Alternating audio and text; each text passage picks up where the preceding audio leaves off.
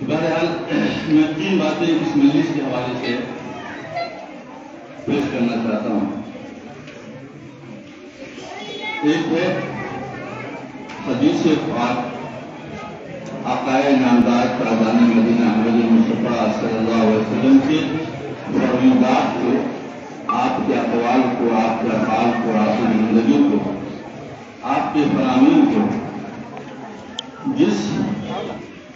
احتیاط کے ساتھ اور جس اجتناب کے ساتھ اور محتاط انداز میں ہم تک پہنچایا گیا ہے، تاریخ میں ایسی مثال نہیں ملی، تاریخ میں ایسی مثال نہیں ملی۔ مختصر روایت ہے، اس کو میں مختصر کر کے پیش کرنا چاہوں گا، شاید کہ مفہوم واضح ہو جائے۔ آپ صلی اللہ علیہ وسلم کا زمانہ ختم ہوا، حضرت ابوبکر صدیق رضی اللہ تعالیٰ کا زمانہ ختم ہوا، عمر فاروق رضی اللہ تعالیٰ کا زمانہ ہے۔ مسجد نبی تنگ پڑ گئی ہے، صحابہ مسلمانوں کی تعداد بڑھ گئی ہے، مدینہ منورہ شہر بہت ہی بڑا ہو چکا ہے، مسجد نبی میں نماز پڑھنے والے حضرات کو تنگی محسوس ہو رہی ہے۔ حضرت عمر فاروق امیر المومنین ہیں اور انہوں نے حکم دیا کہ مسجد کے احاطے میں ارد گرد میں جتنے حجرے ہیں، جتنے کمرے ہیں، اس کا سرکار سے معاوضہ لے کر کے مسجد نبی کو حوالے کیا جائے تاکہ مسجد نبی کو توسیع کیا جائے۔ چنانچہ سارے لوگوں نے جن کے مکانات تھے سبوں نے پیسے بیت المال سے پیسے لیے اور حضرت عمر فاروق نے اس کو توڑ کر کے مسمار کر کے مسجد نبی کا حصہ بنا دیا۔ اتفاق سے مسجد نبی سے جڑا ہوا ایک مکان تھا حضرت عباس رضی اللہ عنہ۔ حضرت عباس آپ کے چچا ہیں، بہت ہی معزز چچا ہیں۔ عمر فاروق نے کہا کہ آپ اپنے مکان کو دے دیجیے تاکہ اس کو مسجد نبی کا حصہ بنا دیا جائے۔ حضرت عباس نے کہا کہ نہیں دوں گا، اور اس سلسلے میں بڑی کوششیں عمر فاروق نے کری، لیکن حضرت عباس رضی اللہ تعالیٰ عنہ تیار نہیں ہوئے اس مسجد کو دینے کے لیے۔ حضرت عمر فاروق بہت پریشان، اب کیا کریں، کیسے کیا جائے، مسئلہ کیسے حل کیا جائے۔ امیر المومنین ہے، بادشاہ ہے وقت کے، انہوں نے حضرت ابی بن کعب رضی اللہ تعالیٰ عنہ سے عرض کیا کہ اس مقدمے کو دیکھا جائے۔ حضرت عباس نے تیار کیا کہ ہم دونوں آدمی جو ابی بن کعب رضی اللہ تعالیٰ کے پاس چلتے ہیں، ان سے فیصلہ لیتے ہیں، اپنا حکم ان کو مانتے ہیں، ہم اپنا ان کو فیصلہ مانتے ہیں، جو فیصلہ کرنے مان لیا جائے گا۔ حضرت عمر فاروق نے اپنی ضرورت پیش کی، مسجد کی ضرورت پیش کی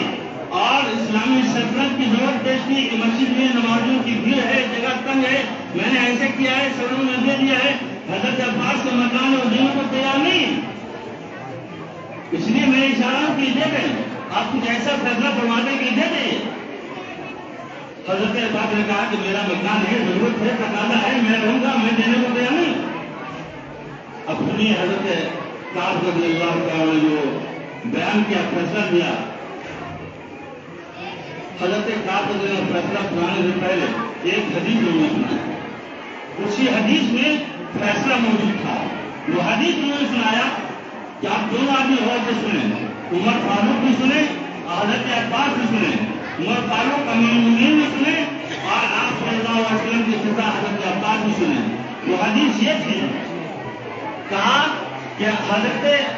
آقا نامدار تاجدار مدینہ احمد مصطفیٰ صلی اللہ علیہ وسلم نے مجھ سے یہ فرمایا، میرے سامنے بات کہی کہ حضرت داؤد علیہ السلام جب بیت المقدس کی تعمیر کر رہے تھے، اللہ نے کہا تھا کہ بیت المقدس کی تعمیر آپ کو کرنا ہے، بیت المقدس کی تعمیر کر رہے تھے تو یہ معاملہ ان کے سامنے آیا کہ بہت سارے لوگوں کا مکان سامنے آیا، تو انہوں نے سب سے مکان لے لیا، پیسہ دے کر کے، قیمت دے کر اس مکان کو لے کر کے بیت المقدس کا حصہ بنا دیا۔ ایک شخص تھا جو مکان نہیں دے رہا تھا۔ حضرت داؤد علیہ السلام پیغمبر ہے، نبی ہے، بیت المقدس بنانا ہے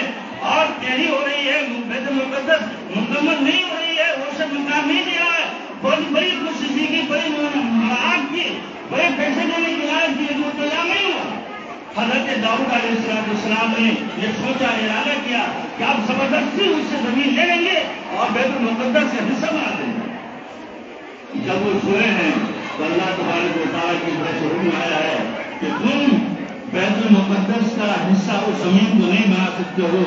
جو تم ارادہ کرتے ہو، غصب کی ہوئی زمین پر اللہ کا گھر نہیں بنے گا۔ اگر تم نے یہ ارادہ کیا تو سنو، بیت المقدس کی تعمیر کا حق تم سے میں چھینتا ہوں، اب تمہارے ہاتھ سے بیت المقدس کو تعمیر نہیں کرایا جائے۔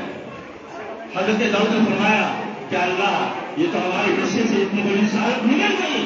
ہم نے اللہ کے گھر کے لیے ارادہ کیا تھا، میرا ارادہ پاک تھا، سچا تھا، یہ صحیح تھی، اپنے گھر کے لیے نہیں کیا تھا، بیت المقدس کے گھر کو مضبوط بنانے کے لیے، اچھا کرنے کے لیے کیا تھا۔ ٹھیک ہے اللہ تعالیٰ، یہ حصہ، یہ سعادت ہمارے حصے سے جاتی ہے، جائے، لیکن آپ میری دعا آپ قبول کرا لیں کہ یہ تعمیر، بیت المقدس کی تعمیر میرے بیٹے کی حصہ میں دی، مسلمان کی حصہ میں دی۔ اللہ نے کہا چلو یہ منظور ہے۔ حضرت سلیمان علیہ السلام کے حصے میں بیت المقدس کی تعمیر آئی، اور آپ کو معلوم ہے کہ حضرت سلیمان علیہ السلام نے بیت المقدس کی تعمیر کی۔ یہ حدیث سنایا حضرت ابی بن کعب رضی اللہ تعالیٰ عنہ نے حضرت امیر المومنین عمر فاروق کو اور حضرت عباس رضی اللہ تعالیٰ کو کہ آپ صلی اللہ علیہ وسلم نے یہ حدیث بتائی ہے، یہ آپ نے فرمایا ہے، اب فیصلہ کریے مجھے کیا کرنا ہے۔ حضرت امیر المومنین نے فرمایا کہ یہ تم نے کیا کیا، مسجد نبی اب کیسے بنے گی، حضرت عباس مکان کیسے دیں گے، میں اس حدیث کو نہیں مانوں گا، تو اس حدیث میں گواہ پوچھ کروں جو مجھے بتانا ہے کس احتیاط کے ساتھ اور کس اجتناب کے ساتھ، کس محتاط انداز میں آقا صلی اللہ علیہ وسلم کی حدیث مجھ تک پہنچی ہے۔ حضرت امیر المومنین عمر فاروق رضی اللہ تعالیٰ فرماتے ہیں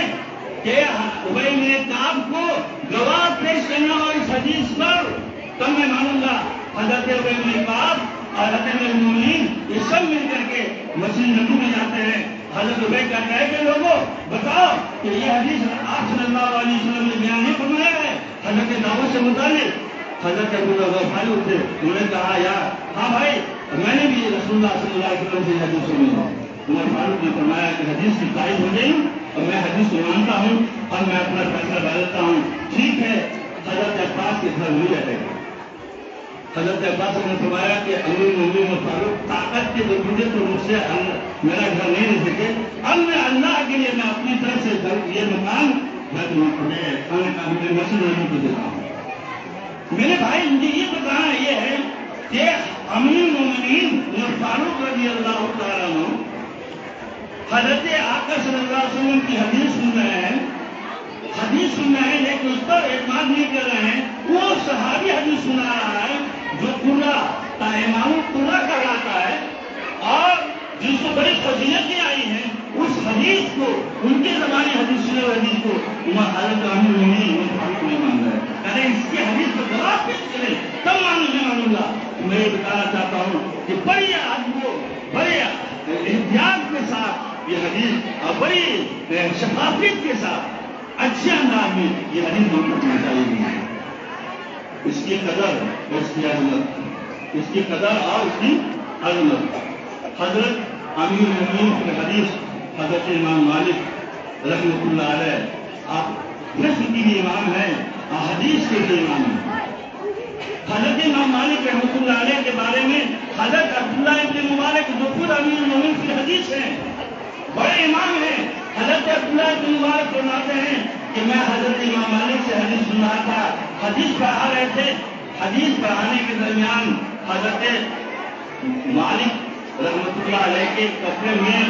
کرتا کے اندر ایک بچھو اندر داخل ہو گیا، گھس گیا، اور اس بچھو نے تقریباً 16 مرتبہ ڈسا اور 16 ہی مرتبہ حضرت مالک رحمۃ اللہ علیہ کے جسم چہرے سے اس کے اثرات ظاہر ہوئے، چہرہ پیلا پڑ گیا، سب پڑ گیا، چہرے پر پریشانی ہے، لیکن حضرت عبداللہ بن عمر فرماتے ہیں کیا مجال ہے کہ حدیث کو سنانے سے رک جائیں یا اپنا انداز بدل دیں یا کوئی حرکت کر جائے، اسی انداز میں حدیث سناتے رہے، اسی انداز میں حدیث کو بیان کرتے رہے۔ جب حدیث کا بیان ختم ہو گیا، مجلس ختم ہو گئی، تو حضرت عبداللہ بن عمر کو پوچھا کہ امیر امام مالک، حضرت آپ بار بار آپ کے چہرے کا رنگ خط ہو رہا تھا، چہرہ پیلا ہو رہا تھا، پریشان ہو رہے تھے، وجہ کیا تھی؟ کہا کہ جسم کے اندر، ہردے کے اندر بچھو گھس گیا تھا، اس نے 16 مرتبہ ڈسا ہے، لیکن میں اس کے ڈسنے کو برداشت کرتا رہا اور آقا صلی اللہ علیہ وسلم کی حدیث کے بیان کرنے میں کوئی تبدیلی ہم نے نہیں کی۔ تو حضرت عبداللہ بن عمر پوچھا کہ امام مالک حضرت آپ نے ایسا کیوں کیا؟ تو انہوں نے فرمایا انما صبرت، انما، ان کے قول امام مالک ہے، انما صبرت اجلال اللہ حدیث اجلالا لحدیث رسول اللہ صلی اللہ علیہ وسلم۔ آقا صلی اللہ علیہ وسلم کی حدیث کی تعلیم میں، اس کی عظمت میں میں حدیث کو یوں ہی بیان کرتا رہا اور صبر کرتا رہا۔ کسی بات بس وہ ایک بات لگے تو یہ میرے بھائی عزیز طالبات، خاص طور پر اور حدیث کو پڑھنے والے، سننے والے، سمجھنے والے سبوں کے لیے خود میں اپنے لیے مخاطب ہوں کہ ایک حدیث کے الفاظ ہیں، حدیث کے معنی مفاہیم ہیں، ساتھ ساتھ میں حدیث کا نور بھی ہے، حدیث کا نور بھی ہے، اور اس نور کو ہم الفاظ حاصل کر لیتے ہیں، مفاہیم سمجھ جاتے ہیں، معنی حاصل کر لیتے ہیں، لیکن اس کا جو نور ہے، اس نور کو حاصل کرنے کی صحیح بہت ہی کم ہو پاتی ہے۔ میرے بھائی آپ کو معلوم ہونا چاہیے، آقا نے ارشاد فرمایا، دعا کی ہے کہ اللہ تعالیٰ میرے قلب کو نور بنا دے، میرے دائیں نور ہو، میرے بائیں نور ہو، میرے جسم کے اندر نور ہو، اور مجھ کو مکمل نور بنا دے، اور یہی نور قیامت کے دن کام آئے گا۔ وہ نور آپ صلی اللہ علیہ وسلم کے حدیث میں بھی ہے، قرآن میں بھی ہے، وہ نور حدیث میں بھی ہے، وہ قرآن میں بھی ہے۔ اللہ تبارک و تعالیٰ کہ اللہ تعالیٰ قرآن اور حدیث کے الفاظ، معنی و مفاہیم کے ساتھ ساتھ اس کے نور کے حاصل کرنے کی بھی توفیق عطا فرمائے۔ اسی نور اور اسی حدیث کے نور اور قرآن کے نور کو حاصل کرنے کے لیے حضرت امام بخاری نے فرمایا انما الاعمال بالنیات وآخر دعوانا الحمد للہ۔